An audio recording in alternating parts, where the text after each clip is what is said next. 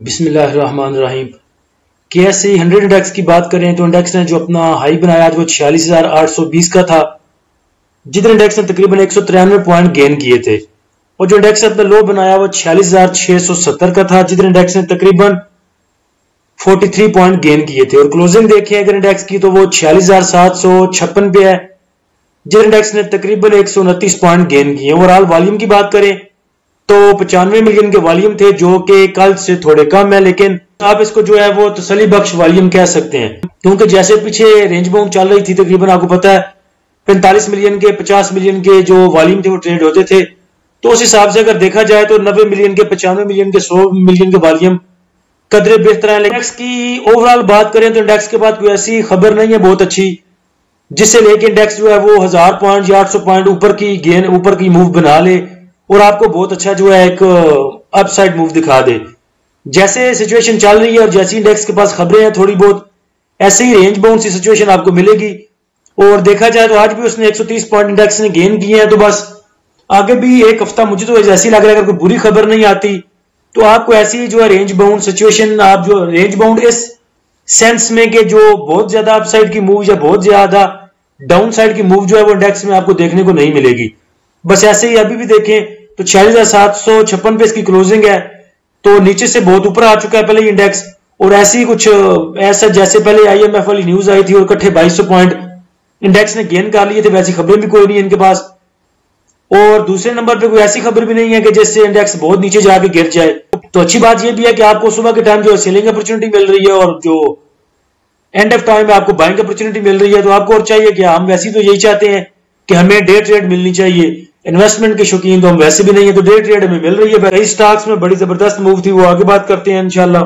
तो जिस जोन में अभी मूव कर रहा है आपका इंडेक्स, आपके पॉजिटिव जो जोन है उससे बहुत ऊपर है, तो इस जोन में जाके इंडेक्स के पास बहुत ज्यादा अच्छी खबर हो तो फिर तो ऊपर की मूव बना सकता है। लेकिन अगर नॉर्मल सी खबरें हो और कुछ बुरी खबर ना आ रही हो तो इधर ही इसने मूव करना है, जिधर ये मूव कर रहा है 100-200 पॉइंट ऊपर नीचे की मूव देता रहेगा इंडेक्स। तो इंडेक्स तब मूव ऊपर की दिखा सकता है बहुत ज्यादा जब वो अपने नेगेटिव जोन में और उसे अच्छी खबर मिले, तो बहुत लंबी लीड के साथ वो जो है फिर गेन देता है आपको 400-500 पॉइंट का, 600 पॉइंट का। लेकिन जैसे अभी इंडेक्स मूव कर रहा है तो इस सेंस में उसने इतनी ज्यादा मूव देनी कोई नहीं। टॉप एक्टिव स्टॉक्स की बात करें तो WTL में सबसे ज्यादा वॉल्यूम आज जनरेट हुए हैं 60 मिलियन के, उसके बाद सिनर्जी में 19 मिलियन के, उसके बाद OGDC में, उसके बाद यूनिटी में, उसके बाद BIPL में, उसके बाद KEL में, उसके बाद PRL में, उसके बाद FFL में, उसके बाद शेल में और उसके बाद सिटी फार्मा में। पॉजिटिव पॉइंट कंट्रीब्यूटर की बात करें तो एंग्रो सबसे आगे है।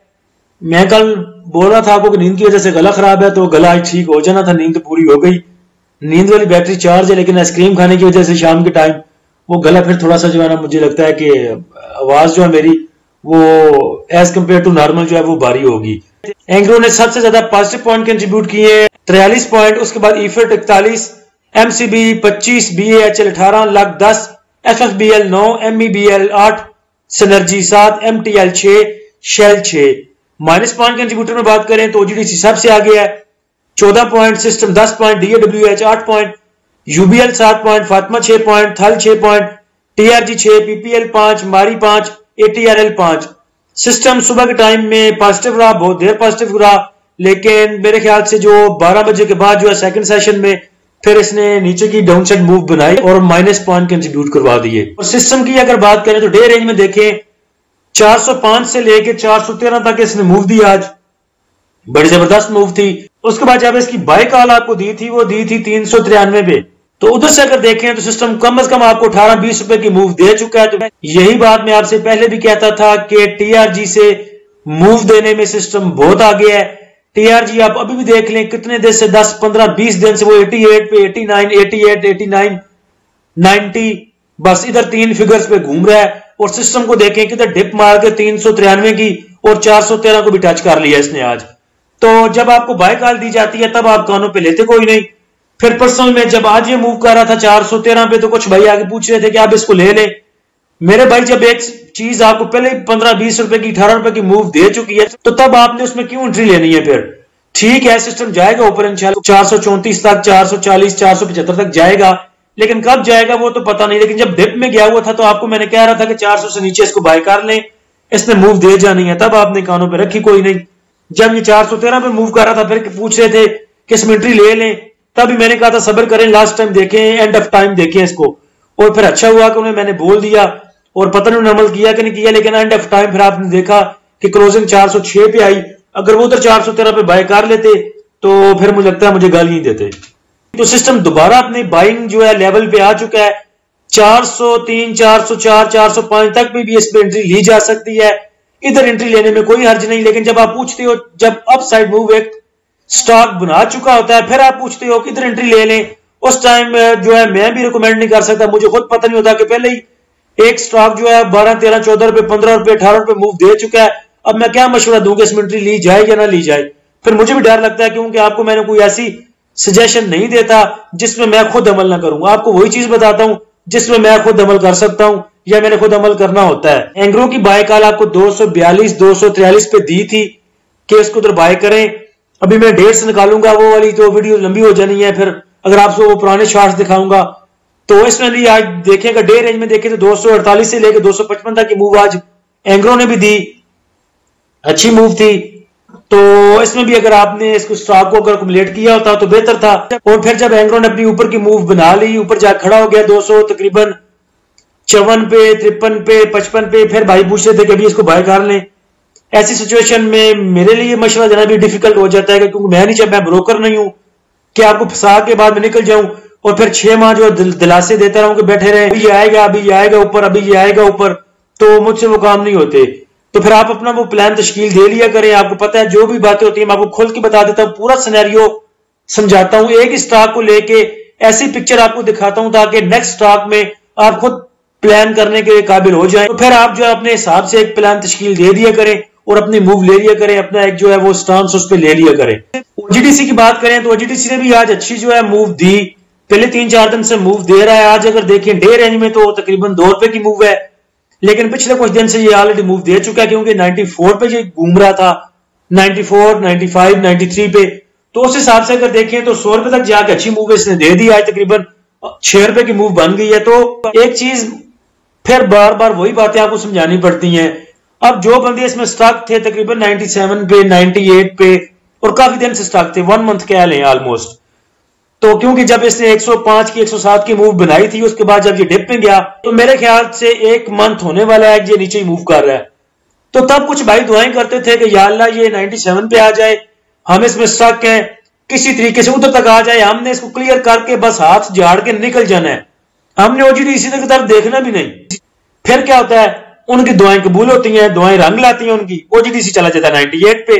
फिर क्या कहते हैं कि यार 1 मंथ से हमने इसको होल्ड किया हुआ है, अभी तो हमारे अपने पूरे हो रहे हैं, अभी ब्रोकर की फीस भी देनी है इसमें 10, 20, 15 पैसे, तो क्यों ना ऊपर की मूव देख ही ली जाए। जब नीचे से ऊपर आ गया, 98 तक आ गया और 100 को टच कर रहा है, तो अभी 105 पे भी जाएगा, अभी 110 पे भी जाएगा, अभी ये 150 पे भी जाएगा। फिर जो पहले दुआएं करते थे कि हमने 98 में से हाथ झाड़ के निकल जाना है, हमने इसकी तरफ देखना भी नहीं, फिर भी नहीं सेल करते। और ऐसा भी नहीं करते कि जिसके पास 1000 पड़ा है, अगर 1000 की क्वांटिटी जिसके पास पड़ी है, अल्लाह के बंदो उसको 800 ही निकाल दो, कम से कम आपके पैसे तो आपके पास वापस आए। और जो 200, 300 आपका ऊपर का है उसकी मूव देख लें आप, 200-300 को अपने पास रखें और ट्राई करें, देखें अगर ऊपर की मूव बनाता है जैसे आपकी एक्सपेक्टेशन है ऐसे कि 110 पे जाएगा, 120 पे जाएगा, अगर उधर जाता है तो 200-300 अपना बेच के अपना अपने दिल को तसल्ली दे लें, वो 200-300 बेच के। मैंने बहुत से भाइयों को ऐसे करते देखे हैं कि जिधर स्टक होते हैं वो कहते हैं हमारे अपने भी पूरे हो जाएं, हमने बस इस स्टॉक से निकल जाना और मुड़ के देखना ही नहीं है इसकी तरफ। जब उनके पूरे होते हैं, जब इवन आउट पे आते हैं, जब स्टॉक ब्लू होता है, ना ऊपर ना नीचे, फिर कहते हैं यार इधर तक तो आ गया, अभी थोड़ा और भी ऊपर जाएगा, वेट करते हैं। वेट करते करते 2 रुपए 3 रुपए फिर नीचे चला जाता है, फिर 1 मंथ स्टॉक होकर बैठ जाते हैं।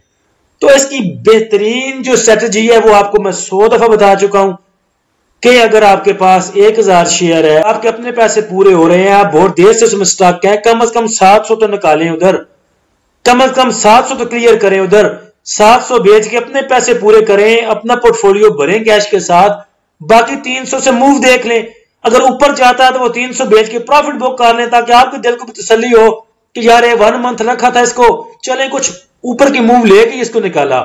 और अगर वो 300 रख के 700 सेल करके अगर और नीचे चला जाता है तो इस 300 को एवरेज करना आपके लिए बहुत इजी हो जाएगा। तो बराए मेहरबानी ये बार बार सुन ले, ये क्लिप बार बार ये वीडियो देख ले।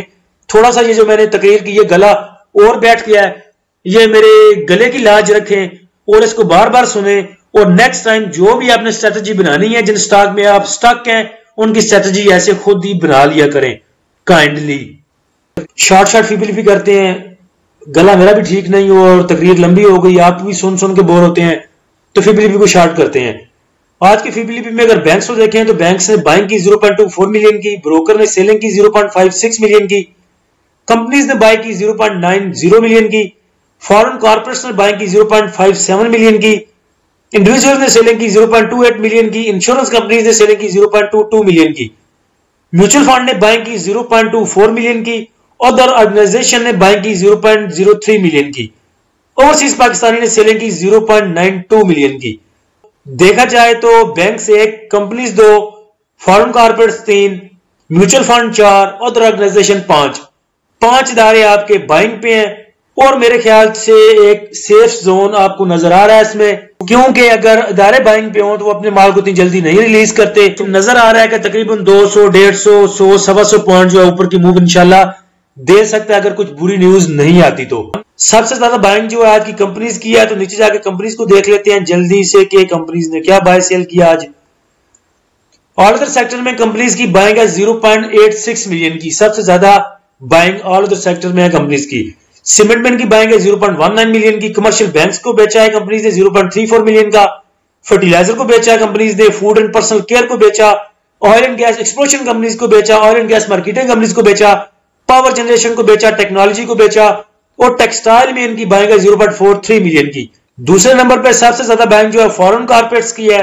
फॉरेन इन्वेस्टर को देखें तो और अदर सेक्टर में उनकी सेलिंग है 0.70 मिलियन की, सीमेंट में उनकी सेलिंग है 0.04 की, कमर्शियल बैंक्स को बाय किया उन्होंने 0.36 मिलियन का, फर्टिलाइजर को बेचा उन्होंने 0.35 मिलियन का, फूड एंड पर्सनल केयर में उनकी बाइंग है 0.15 मिलियन की, oil and gas exploration companies में उनकी बाइंग है 0.30 मिलियन की, oil and gas marketing companies में बाइंग है 0.06 मिलियन की, और टेक्नोलॉजी को उन्होंने बेचा है 0.12 मिलियन का। तो देखा जाए तो सबसे ज्यादा जो उन्होंने खोल के बेचा ऑल अदर सेक्टर को, उसके बाद फर्टिलाइजर को, और उसके बाद टेक्नोलॉजी सेक्टर को, और खोल के बाइंग की उन्होंने कमर्शियल बैंक्स में, oil and gas exploration companies में, और उसके बाद फूड एंड पर्सनल केयर में। तो जिन्होंने बाइंग सेलिंग की आपने देख ली, बाकी फीपीलीपी आप देख चुके। उम्मीद है इंशाल्लाह इंडेक्स ऊपर की मूव देगा, ज्यादा ना दे तो पॉजिटिव जोन में रहते हुए उम्मीद है कि इंशाल्लाह जैसे आज की मूव थी ऐसे ही मूव की उम्मीद कल भी इंडेक्स से की जा सकती है। अल्लाह हम सबका हामी और नासिर हो। इजाजत दीजिए, अल्लाह हाफिज।